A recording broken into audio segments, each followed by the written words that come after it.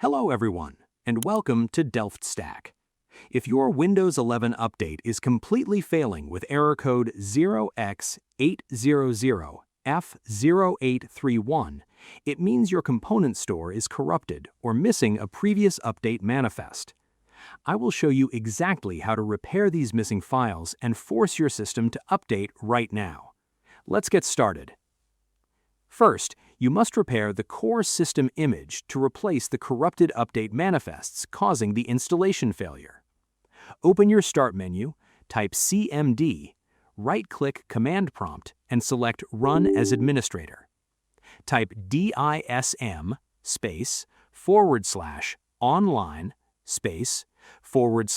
/cleanup-image /RestoreHealth and press Enter to allow the deployment tool to fetch fresh files. Once finished, type SFC /scan now and press Enter to verify your local system files are perfectly intact.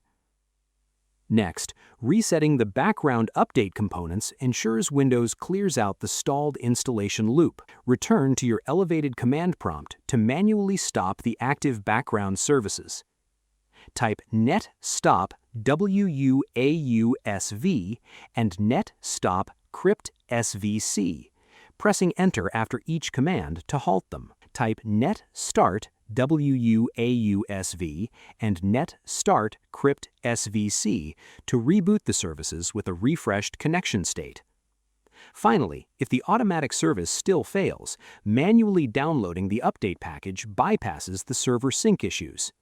Open your Windows Update history and copy the exact KB number of the update that repeatedly failed to install. Navigate to the official Microsoft Update Catalog website in your browser and search for that specific KB number. Download the standalone .msu file matching your system architecture and run it to install the update directly. I hope you found this guide helpful.